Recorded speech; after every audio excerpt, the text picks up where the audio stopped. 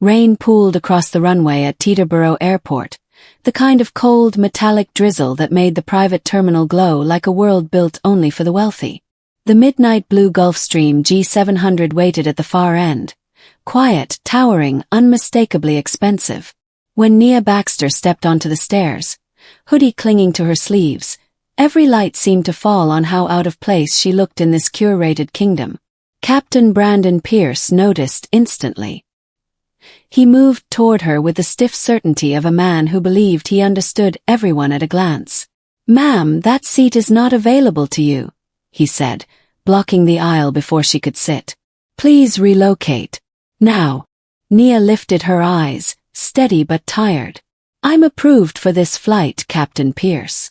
"You?" Brandon scoffed. "On this manifest. Don't make this difficult." A single moment stretched. Heavy, humiliating, electric. The jet hummed under the storm, the cabin lights reflecting off gold trim that seemed to underline the silent hierarchy in the room. And as Nia tightened her grip on her canvas bag, something sharper than the rain hung between them. The captain thought he was protecting the jet's prestige. He didn't know he was provoking the person who owned it. And what follows will tear his world open. If this opening grips you, like the video and subscribe to Canada's Heartfelt Tales for more unforgettable stories. Nia remained still as the cabin absorbed the captain's command like it was an unchallenged truth. Brandon Pierce stood over her, framed by the soft cabin lighting that turned the gold trim into a stage for humiliation.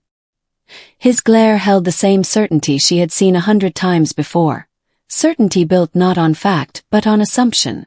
The storm trembled against the fuselage, a low rumble that seemed to echo her heartbeat. She eased her bag aside, breathing quietly. Nothing dramatic, nothing sudden. Just the practiced calm of a woman who'd learned early that any wrong move could be twisted into evidence she didn't belong. Brandon leaned closer. "Ma'am, I'm not repeating myself. Move." Sarah, the flight attendant, glanced back from the galley, worry flickering across her face. She knew Brandon's temper. Everyone did. But she also knew there was something about this woman, the quiet dignity, the poised focus, that didn't match his accusation. Nia kept her voice level. "Captain Pierce, you're making a mistake." His eyes narrowed. "The only mistake here is you thinking you can walk onto a $75 million aircraft like it's a public shuttle." The words cut sharper than he intended, and for a moment he saw something flicker in her eyes. Not fear. Not anger. Something colder, steadier, like a locked door he had no key for. Then footsteps echoed up the metal stairs. Tiffany St. Clair burst into the cabin with a swirl of designer fabric and impatience. "Why aren't we taking off yet? And why is she?" Tiffany pointed like she was identifying a stain. "In my seat." Brandon straightened immediately. "We're handling it, Mississippi St. Clair." "No," Tiffany snapped. "You're not. Get her out." Nia felt the familiar weight press onto her shoulders, the judgment in Tiffany's voice, the dismissal in Brandon's stance, the quiet expectation that she would shrink. But she didn't move. She had crossed too many invisible lines in her life to bow to this one. Brandon snatched her tote, dropping it onto the aisle carpet. "Last chance." A tremor of hurt flinched through her chest, but she masked it, her tone still controlled. "Check the manifest." "I don't need to." He gestured toward the galley. "Jump seat. Now." The tension grew thick enough to touch. Rain hammered the windows like impatient fingers tapping glass. And then Nia rose. She didn't argue. She didn't defend herself. She simply nodded, walked to the galley, and folded herself into the rigid jump seat. Sarah approached with a whisper. "I'm so sorry." Nia shook her head. "You're not the one who owes the apology." The engines roared to life, pushing a shiver through the metal floor. Brandon sealed the curtain, shutting her away like a problem finally contained. He returned to Tiffany with a polished smile. "Everything is under control." But nothing was under control. Because 30,000 feet above the Atlantic, the world shifted. Call from operations. Priority signal. A biometric alert. And suddenly the man who had treated her like an intruder discovered the truth. The woman in the hoodie was Nia Baxter, the billionaire who had just purchased the entire aviation company he worked for. Evan, the young co-pilot, watched Brandon crumble in real time.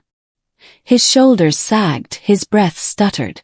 The arrogance evaporated from his face as if ripped off by the pressurized cabin itself. In the galley behind the curtain, Nia waited. Footsteps approached. Low, heavy, hesitant. Brandon pulled the curtain aside like he expected a firing squad. Instead, he found her sitting in silence, her posture calm, her gaze unflinching. "Miss Baxter," his voice broke. "I didn't know." "That," she replied softly, "is the problem." The storm outside deepened, a flash of lightning briefly lighting her face, revealing not fury, but disappointment so sharp it struck deeper than rage. He tried again, desperation leaking into every syllable. "It was a misunderstanding, protocol." "No," Nia interrupted. "It was judgment." Her words landed with a quiet precision that sent a shiver through him. "You looked at me and decided I didn't belong. Not because of a manifest. Because of what I wore. Because of what you thought I was." Brandon opened his mouth, but no defense sounded believable even to him. Nia stood, stepping into the narrow space between them. "I built my company from nothing. I have been ignored, dismissed, questioned at every step. But never," she said, her voice sharpening, "by someone who reports to me." He swallowed hard, shame burning through him. She continued, "If you cannot treat every passenger with respect, you cannot call yourself a captain." He lowered his gaze. But the sting wasn't done. From the cabin, Tiffany's voice burst through. "Is the charity case still talking? Can someone shut her?" Nia brushed past Brandon, parting the curtain. The cabin went silent. She stood tall, her presence now unmistakably commanding. Tiffany's mocking smirk faltered. Sarah froze near the galley, clutching a glass she nearly dropped. Nia took her rightful seat, the one she had peacefully claimed hours earlier. Then she looked directly at the frightened socialite. "I don't need your seat," Nia said gently. "I own the aircraft." Tiffany's face lost all color, panic rising like steam from boiling water. Her assistant shrank into the corner. The rest of the flight unfolded with a haunting quiet. Tiffany whispered apologies that wilted under Nia's calm stare. Brandon retreated to the galley, sitting in the very jump seat he had ridiculed her into. And Nia. She didn't gloat. She didn't lecture.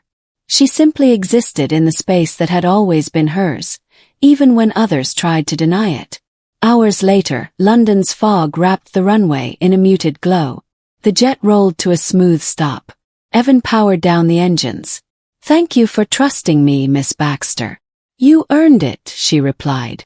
When the cabin door opened, the cold night swept in, and with it, the reckoning. Marcus Trent, the operations director, approached with a folder and a solemn expression.